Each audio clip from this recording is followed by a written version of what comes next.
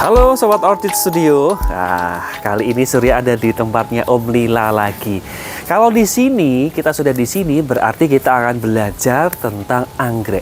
Seluk-beluk anggrek. Sebetulnya anggrek sangat mudah untuk kita pelihara dan sangat cocok untuk kita bisa jadikan teman penghilang stres. Betul ya? Nah, yang lagi saya pegang ini adalah Vanda, betul kan? Kalau kemarin kita sudah belajar yang part 1, kalau yang belum lihat dulu di atas ya. Kita belajar soal anggrek di yang part 1 dan part 2. Kali ini kita dimasuk di part 3. Kalau kemarin kita bahas soal pencahayaan, hari ini kita nanti akan bahas soal apa ya? Nanti kita ketemu Om Lila dulu. Nah, kalau ini adalah Vanda Somsri Thai Spot.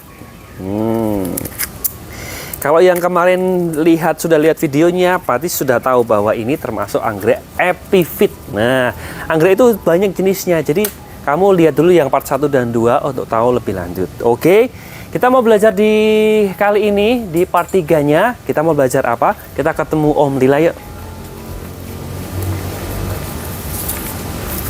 Nah, teman-teman, Om Lila lagi ngapain ya? Lihat-lihat ya.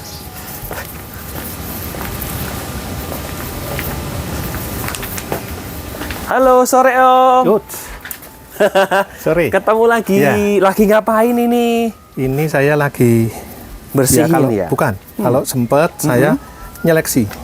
Seleksi? Iya. Ini kan hybrid, ini tanaman hybrid. Ini Cattleya hybrid. Nah, sejak kecil kita sudah lakukan seleksi dulu. Oh, contoh seleksinya seperti apa Om? Ini yang lagi saya lakukan, ini bentuk daun. Bentuk daunnya? Ya. Bentuk daunnya. Jadi harus dengan seri yang sama, persilangan sama lah itu daunnya gimana. Oh gitu. Ya. Jadi ini mungkin dari botolan ya Om ya? Betul ya? Dari botol. Dari botol itu bisa keluar dengan kualitas yang berbeda-beda. Ya. Oke. Kalau yang ini contohnya, ini jenis yang istilahnya sortiran bagus atau yang biasa atau yang bagaimana? Nah ini tinggal yang bagus, tapi yang sudah saya sortir awal, ini ketemu yang sudah saya pilih, tapi dari ini kan ditunggu lagi, dibesarin lagi, sortir lagi. Jadi nggak mungkin satu kali sortir. Pasti gitu. Berapa kali sampai juga berbunga. Nanti waktu berbunga disortir lagi. Oh ya, itu. Halo Sobat Orchid, kita ketemu lagi sama Om Lila ya. Kemarin part 1, part 2 kita bicara soal pencahayaan. Pencahayaan itu faktor yang paling penting ya Om ya, sebetulnya dari kita memelihara anggrek dan tanaman secara umum. Ya. Oke. Nah ini tadi Om Lila lagi menyeleksi lagi. Kemarin sudah terseleksi, cuma diseleksi lagi yang bagus yang mana, gitu ya. Sampai akhirnya nanti ada yang kelihatan yang paling bagus. Ya. Itu nanti yang dijadikan apa Om? Nah ini kalau saya kan tujuan saya kan saya kan breeding, jadi tujuan saya mencari tanaman-tanaman yang punya keunggulan tertentu untuk dijadikan sebagai mother plant atau istilahnya tanaman induk. Tanaman induknya. Ya. Karena nggak mudah nyari tanaman induk yang bagus ya. Jadi harus diseleksi sejak awal sampai nanti. Jadi meskipun bunganya bagus, meskipun bagus ya, tapi daya produksi kita lihat, daya produksinya rendah ya nggak kita pilih. Meskipun bagus, gitu. Ya. Jadi emang nggak sembarangan. Kayaknya hubungannya nanti dengan bisnis ya Om ya? Iya pasti. Betul. Oke. Nah, kalau kita kemarin bicara soal pencahayaan, Om Lila, selain itu, kita perlu belajar apa lagi sih kalau kita ngobrol soal memelihara tanaman hias, khususnya anggrek? Ya, kalau dari kemarin kan dari sisi ekologi ya. Nah, ekologi kita tekankan di faktor cahaya. Masih ada suhu, kelembapan, tapi ini tidak terlalu jadi masalah besar. Jadi cenderung bisa agak diabaikan. Oh, suhu dan kelembapan itu malah cenderung bisa diabaikan ya? Untuk daerah kita loh ya, untuk daerah kita. Daerah tropis ya berarti ya? Itu masih bisa sedikit diabaikan, tetap diperhatikan, tapi bisalah sedikit diabaikan. Oke, berarti contoh nih, anggrek bulan hidup di dekat sini kan kota Semarang, Jogja. Itu pun bisa hidup ya Om? Bisa berbunga ya? Bisa. Tapi jangan lupa faktor utamanya. Tapi nanti dulu kita pilah-pilah dulu, ada anggrek spesi, ada anggrek hibrida. Kayak gini tadi ini hibrida ya. Ini hibrida. Sudah dikawin-kawin. Kalau spesi memang dia menghendaki tempat-tempat tertentu sesuai sifat dia. Nah, kalau sudah dikawin-kawin, sifat itu kan masuk. Biasanya spektrum ekologi dia tuh makin luas. Jadi bisa nanti ditanam di dataran tinggi, sedang, rendah. Kalau spesies itu adalah spesies ya Om ya? Iya, spesies yang tanaman berarti masih asli. Masih asli, ciptaan yang maha kuasa ya Om. Ya. Jadi masih asli, bunganya asli gitu kan. Jadi kalau dia anggrek Kalimantan umpamanya dibawa ke Jawa, mungkin ada beberapa perbedaan dan itu bisa mengganggu dia sebetulnya. Ya, mati sih. Kalau enggak ekstrimnya ya mati ya, tapi kalau enggak ya mungkin dia jadi terhambat pertumbuhannya, sulit berbunga. Nah itu. Nah tapi kalau yang sudah dikawin-kawin kayak gini, ini sudah nyampur ya. Apalagi misalnya memang trik-trik penyilang ya, trik penyilang ini menciptakan tanaman yang apa, gitu loh. Tanaman yang bisa berbunga sepanjang tahun. Padahal kalau yang tanaman-tanaman epifit itu kecenderungannya berbunga setahun sekali. Nah ini kita mix caranya gimana untuk menciptakan tanaman yang mau berbunga sepanjang tahun. Jadi kan tanamannya produktif gitu loh. Betul. Gitu. Tapi ya juga loh. Jadi kemarin kan waktu itu saya beli anggrek di sini. Jadi di tempat Mas yang kameramen juga. Itu belum berapa lama habis sudah tumbuh bunga lagi. Gitu loh. Jadi memang itu memang di-create oleh kreatornya. Kalau kreatornya anggrek namanya apa Om? Breeder. Breeder. Bukan anggrek aja. Bukan anggrek aja ya? Itu kan orchid breeder. Oh, ya, orchid breeder. Pokoknya yang itu jadinya breeder. Oke, mau hewan juga breeder ya, betul ya. Oke, jadi suhu dan kelembapan karena kita tinggal di Indonesia yang negara tropis, itu suhu dan kelembapan bisa sedikit lebih disisihkan, misalnya gitu ya. Ada catatan nggak di situ? Ada, pasti ada. Jadi dengan kondisi-kondisi tertentu, sebetulnya dari salah satu faktor ekologi ini bisa dimanfaatkan untuk melakukan suatu trik tertentu. Ya. Jadi contohnya suhu. Nah, suhu tadi kita anggap umum lah karena kita di tropis ya. Jadi dengan suhu segitu kita sudah boleh dibilang tanaman itu tetap tumbuh dan berbunga. Tapi ini bisa juga dimanfaatkan untuk trik tertentu, misalnya trik pembungaan. Pembungaan. Nah, trik pembungaan kita mainkan suhunya. Itu nanti sehingga kita misalnya gampangnya ya anggrek jenis ini berbunganya di kisaran-kisaran bulan hujan. Di bulan-bulan kemarau sulit ya. Nah kita pakai trik-trik tertentu supaya di kemarau pun bunga gitu loh. Contohnya triknya apa nih Om? Ya itu bermain di suhunya. Suhu itu kalau itu berarti kita kayak di rumah kita pakai AC. Bisa pakai AC. Jadi suhunya dimainkan. Atau kita pindah punya lokasi 2 kebun. Satu kebun normal, satu kebun untuk memacu pembungaan. Memacu pembungaan berarti dia di dataran lebih tinggi. Bisa. Jadi kan suhunya di situ direndahkan secara alami. Nah, nanti kalau butuh ini ada anunya ya. Ada sesinya lagi. Ada sesinya aja. Mau di sekarang atau nanti. Nah, itu tadi soal suhu dan kelembapan kita akan bahas nanti lebih detailnya di sesi yang selanjutnya. Karena menurut saya ada yang lebih kita harus bahas dulu nih Om. Karena banyak juga nih teman-teman yang bingung soal orchid itu. Kemarin ada yang tanya, aku sebetulnya bagusnya pakai media apa ya? Gitu kan. Bagus pakai areng atau pakai apa yang lain? Karena biasanya kan pakai areng tuh, gitu kan. Kalau epifit digantung aja kayak si Vanda kan Nah, kita mau bahas dulu soal media tanam dulu ya Om ya. Kita sambil jalan-jalan. Yuk, mari. Yuk, ikutin kami. Ya, mungkin sambil lihat ya. Di sini kan ada media macam-macam. Ya, ada media ini ada sphagnum, ini ada pakis, kemudian ini ada sabut kelapa, ya. Kalau sphagnum itu apa Om? Sphagnum dari tumbuhan sphagnum. Itu apakah yang disebut moss? Ya, kadang-kadang disebutnya white moss atau moss putih. Itu sphagnum moss. Nanti ada yang itu ya hitam kecoklatan itu. Nah, itu kadang-kadang disebutnya moss hitam. Itu dari akar kadaka. Iya. Moss putih, moss hitam. Aslinya tapi itu sphagnum ya, dari tanaman sphagnum. Yang moss putih sphagnum. Moss putih sphagnum. Ya. Kalau yang hitam? Yang itu akar kadaka. Akar kadaka. Ya. Sebetulnya di Indonesia ada semua. Itu. Indonesia ada semua. Ya. Ini biasanya dari Chili kalau nggak salah. Nah, nanti kalau sphagnum nanti tak jelasin. Wah, kayaknya kameramennya pinter juga ini. Sphagnum, moss putih, moss hitam gitu ya Om? Iya. Oke. Nah, kita bahas apa dulu nih kalau media tanam? Kita media tanam. Nah, sebelumnya kita ambil dasarnya dulu ya. Kita ambil dasarnya dulu. Anggrek yang kita bahas, itu kan kita bahas juga cara hidup dia. Cara hidup. Nah, di cara hidup dia itu kan ada 4. Mungkin yang awal sudah ya. Sudah kemarin udah kita bahas. Nah, di situ ada anggrek epifit. Nah, sekarang ada anggrek terestrial. Atau gampangnya anggrek epifit, anggrek tanah. Nah, ini tujuannya kita memantau medianya apa. Kalau anggrek tanah sudah tanah. Tanah, betul. Ya. Nah, sekarang anggrek epifit. Nah, anggrek epifit ini syarat-syarat utama medianya apa? Itu. Berarti anggrek epifit medianya apa? Ya, nah itu. Jadi supaya ini yang kita tanam mayoritas ini anggrek epifit. Nah, medianya apa yang bagus? Ya, banyak. Itu dari saya kecil dulu, saya kalau dengar pertanyaan itu keluar terus ya. Betul. Ya, betul. Medianya apa yang bagus? Betul. Areng sama pakis bagus mana? Sphagnum sama sabut kelapa bagus mana? Saya selalu memberitahu yang tanya, jangan membandingkan antar media. Oh, tidak boleh membanding-bandingkan. Tidak boleh. Kayak membandingkan anak pertama dan kedua, jangan loh ya. Nanti jadi ribut ya sungai itu. Ya, itu jadi, ya, Pak.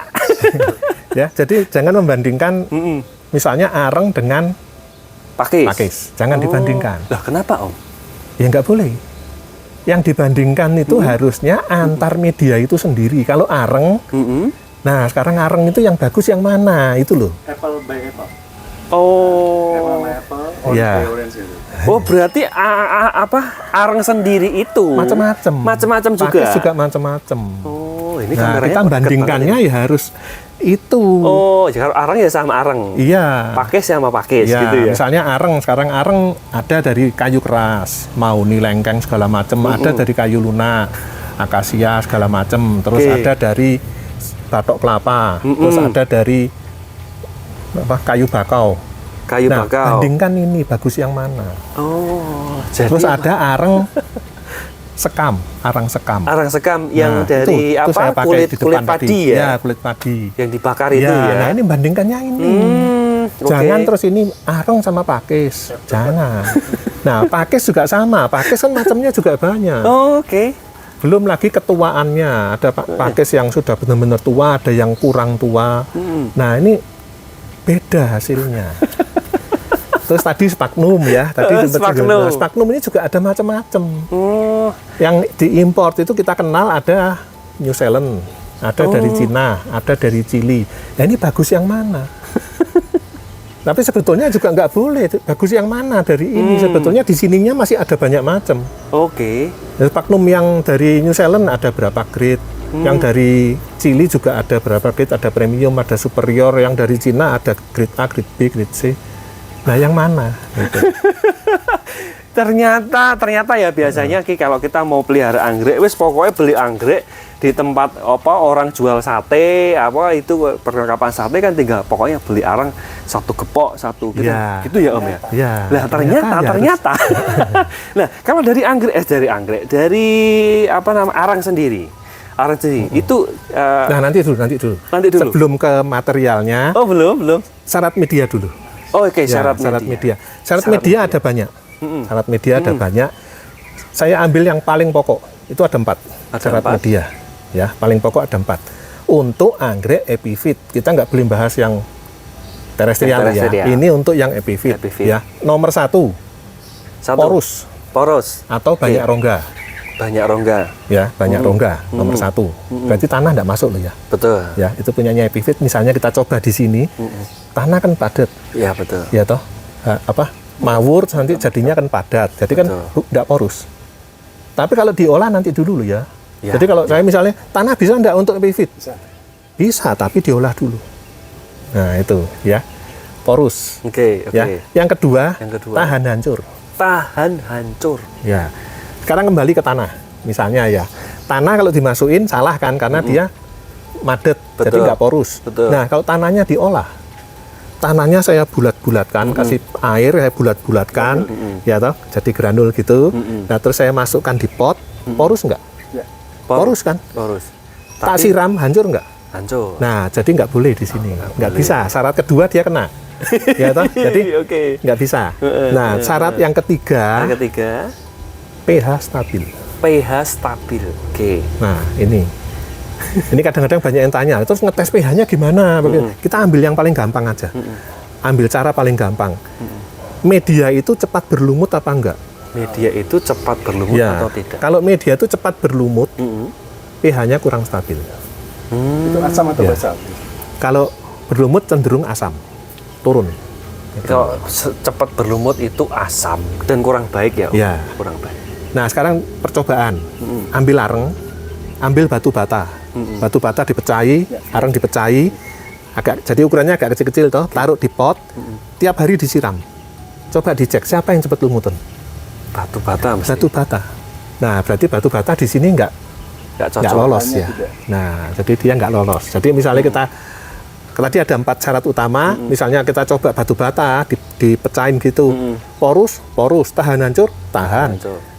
kena, Kena di pH. kena di pH dia, karena cepat lumutan. PHK. Ya. Berarti terlalu asam itu tidak baik ya, Ya. untuk tanaman. Ya, Berarti kalau yang kena air hujan itu juga sebetulnya, wah itu beda lagi mesti. ya beda lagi. Nanti.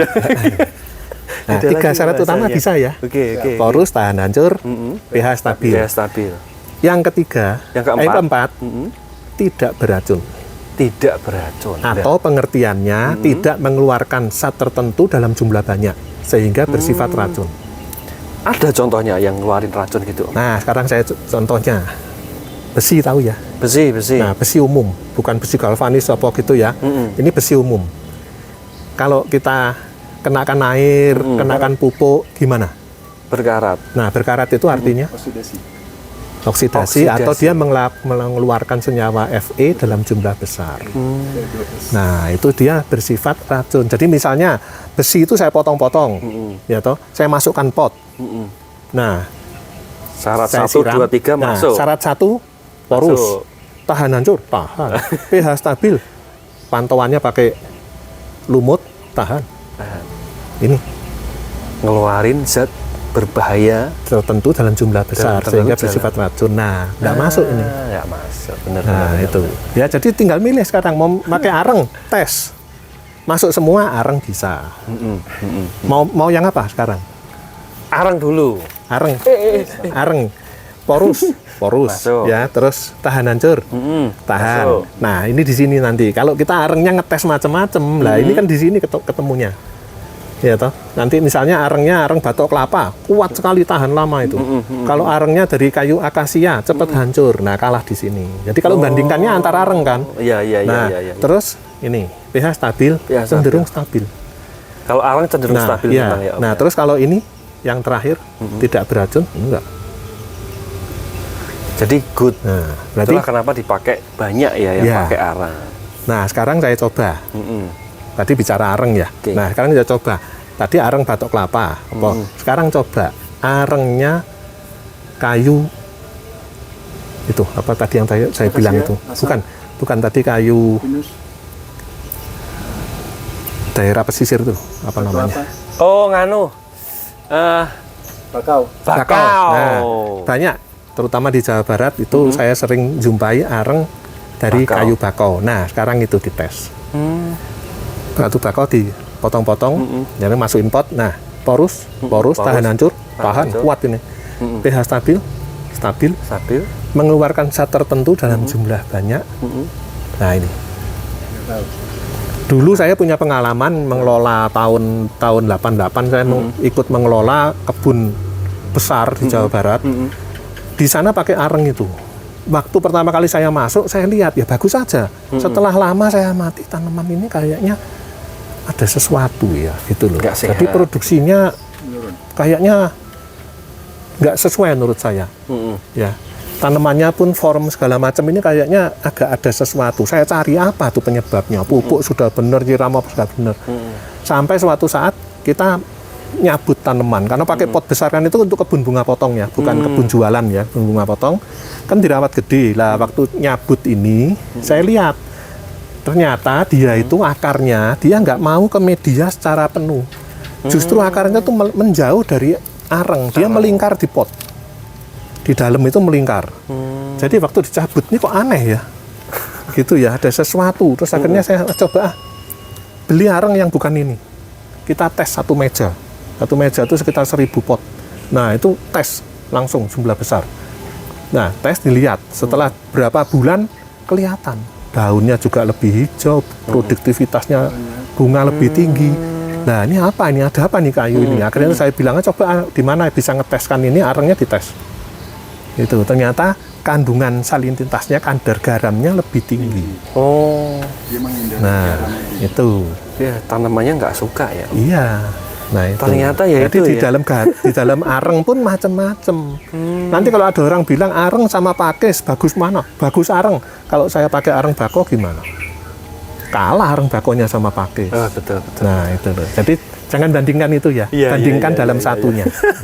Itu apple to apple. Jadi, tapi kalau secara umum ya Om, secara umum di areng yang di Jawa, jadi yang bukan di daerah pesisir, yang bukan kayu bakau, itu secara umum bagus ya, Bagus. bisa dipakai ya. Bisa.